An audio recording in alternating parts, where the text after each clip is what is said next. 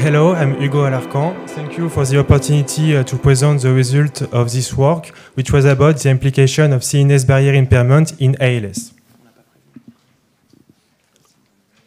An alteration of the blood-brain barrier integrity may contribute to the complex pathogenesis of ALS by allowing the entry of toxic components from the blood into the CNS. It could also impact the pharmacokinetics of therapeutic candidates, so we believe its state of integrity should be considered in the development of drugs for brain disease. Proof of blood-brain barrier alteration have already been reported in ALS, with an alteration of many of the components forming this barrier. However, studies performed in humans were almost exclusively based on post-mortem histological evaluation, so it does not give insight about the onset time of this alteration. And animal studies were almost exclusively conducted on SOD1 mutated mouse model, so there is a lack of knowledge about the other genetic and sporadic form of the disease on this alteration. So in this context, the aim of our aim is to explore the implication of the blood-brain barrier alteration in ALS. So as part of my PhD project, we started with a retrospective study which included more than 300 ALS patients diagnosed and followed at the ALS Center of Tours. We had access to blood and CSF albumin levels, which were determined at the time of diagnostic as part of routine biological exam. And then we determined the albumin quotient, which is the quotient between albumin in the CSF and albumin in the blood, and it is currently the most used marker to reflect the permeability of the blood-brain barrier. And then we explore the association between this albumin quotient and the clinical parameters of ALS that were obtained using the ClinWeb clinical database.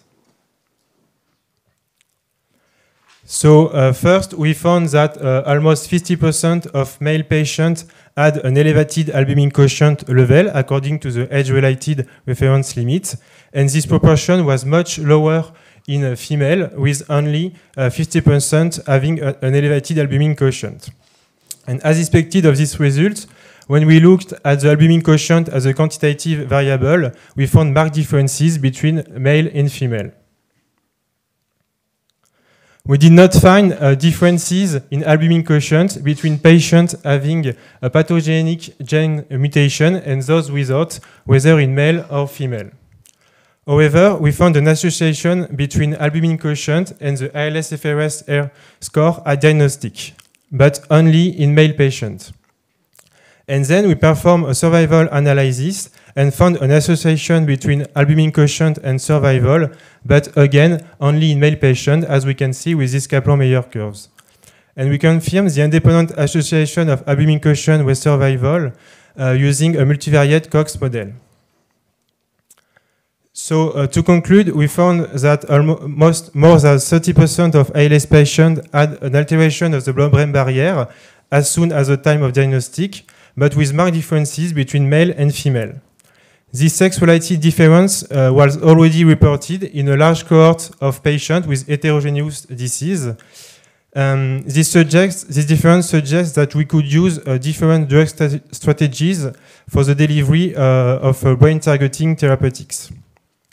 And the fact that albumin quotient was associated with survival only in male could suggest a protective role of estrogens against the harmful consequences of blood-brain barrier integration, like the neuroinflammation.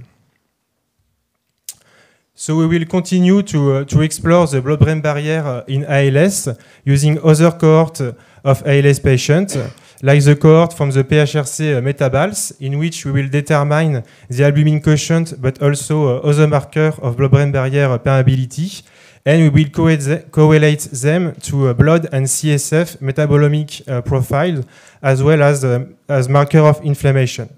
We are also interested in the sample from the PULSE cohort and the upcoming project FG-COALS. And finally, we started to explore the integrity of the blood-brain barrier along the evolution of the disease using a TDP-43 mouse model. Thank you for your attention.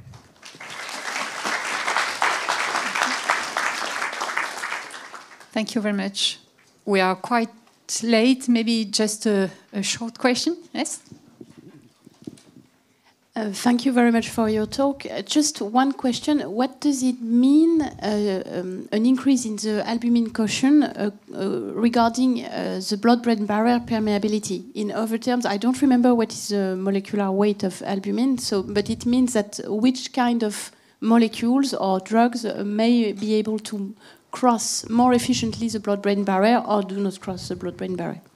So it means an increase of the blood-brain barrier permeability, and albumin has a molecular weight of 70 kilodalton. So it could mean that molecular close to this molecular weight could cross the last question.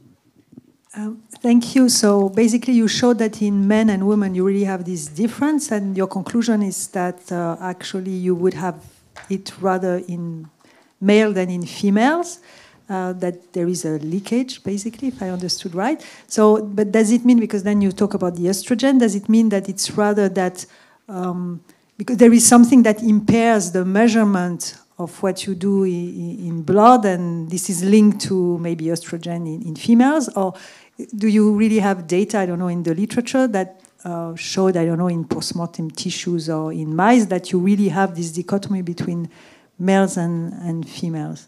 How can you interpret really the data?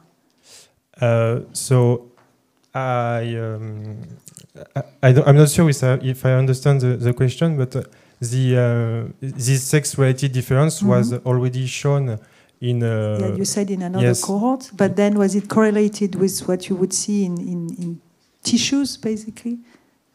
That you have more leakage of the barrier in male than in females? In the literature, the thing that you showed, what did they look exactly at? No, I don't know, sorry.